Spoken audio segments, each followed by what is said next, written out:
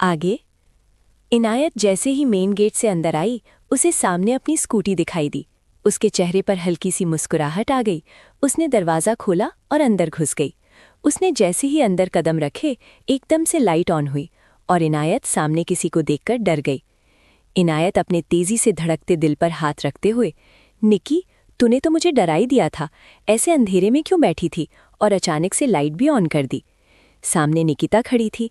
निकिता अपनी फैमिली के साथ कुछ दूर पर ही रहती थी, इसलिए उनके पास भी इनायत के घर की एक एक्स्ट्रा चाबी रहती थी। इसलिए निकिता रात को भी बिना किसी की परमिशन से यहाँ आ गई थी।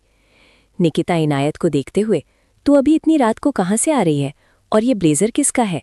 क्या तुम मिस्टर ओब्रॉय के साथ थी, वो भी इतनी रात तक? और अंकल और आराध्या कहाँ पर है? निकिता ने एक साथ सभी सवाल पूछ लिए। इनायत उसे रोकते हुए, रुक जा मेरी माँ, तेरे सारे सवालों के जवाब दूंगी मैं। पहले मैं चेंज कर लूँ, मुझे ठंड लग रही है। निकिता ने हाँ में सर हिलाया तो इनायत जल्दी से अपने रूम की तरफ ऊपर चली गई और निकिता उसके लिए कॉफ़ी बनाने लगी। कुछ देर बाद इनायत नहाकर बाहर आई।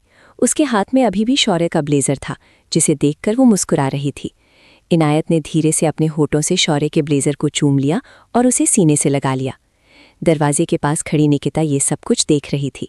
उसके चेहरे पर हैरानी के साथ एक डर भी था। निकिता अंदर आते हुए गुस्से से, अब बता सब कुछ, कहाँ थी तू? और ये ब्लेज़र को सीने से क्यों लगाए हुए हैं? तू इतनी रात तक मिस्टर ओब्रॉय के साथ थी ना? दे मुझे ये ब्लेज़र। कहते हुए निकिता ने इनायत के हाथ में ब्लेज़र छीना और फर्श पर फेंक दिया। इनायत जल्दी से ब्लेज़र को उठाते हुए, ये क्या हरकत है निकी? तुम गुस्से में क्यों हो इतनी?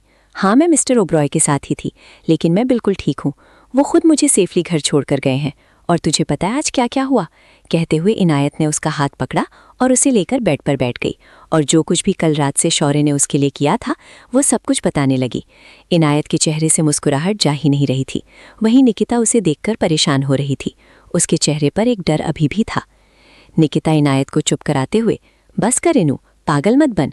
वो इंसान बहुत खतरनाक है, तो उससे दूर रहे, इसी में हम सबकी भलाई है।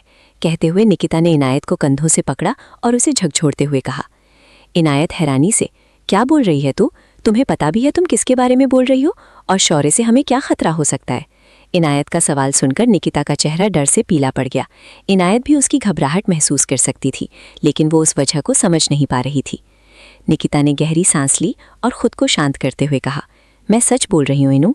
मिस्टर ओब्रॉय जितने शांत दिखते हैं वैसे वो बिल्कुल भी नहीं है। तेरे बारे में जो कुछ भी उन्होंने बोला, जो कुछ भी उन्होंने तेरी पसंद नापसंद के बारे में बताया, वो सब कुछ मैंने ही उन्हें बताया था। या कहना चाहिए उन्होंने ज़बरदस्ती डरा धमकाकर मुझसे सब कुछ जाना था। यह सुनकर इनायत की आंखें बड़ी हो गईं। उसने कांपती आवाज़ में कहा, मतलब तुम साफ साफ बताओ सब कुछ, बिना किसी से डरे। निकिता इनायत का हाथ अपने हाथों में लेते हुए, मैं सच बोल रही हूँ इनू। कल जब मैं अपने भाई के साथ बाजार से वापस आ रही थी तो शौर्य के आदमियों ने हमें पकड़ लिया था। पहले तो हमें कुछ भी समझ नहीं आया कि हमारे साथ क्या हो रहा है, लेकिन शौर्य के आदमी हमें उसके ऑफिस में लेकर गए थे। मेरे भाई को तो दूसरे रूम में बिठा दिया, लेकिन शौर्य का वो खास आदमी जो हर पर उनके साथ रहता है, उसने मुझे धमकाया और तेरे बारे में सब कुछ जान लिया। और सबसे बड़ी बात, कहते हुए निकिता एक पल के लिए चुप हो गई।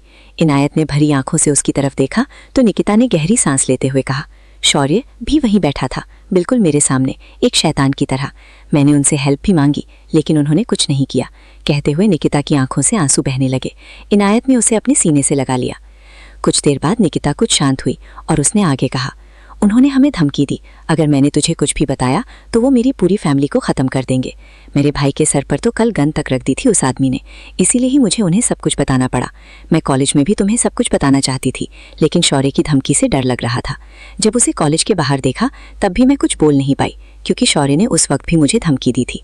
निकिता ने इनायत को सब कुछ बता दिया, जो कुछ भी शौर्य और उसके आदमियों ने उसके साथ किया, जिसे सुनकर इनायत डर तो नहीं रही थी, लेकिन गुस्सा ज़रूर थी।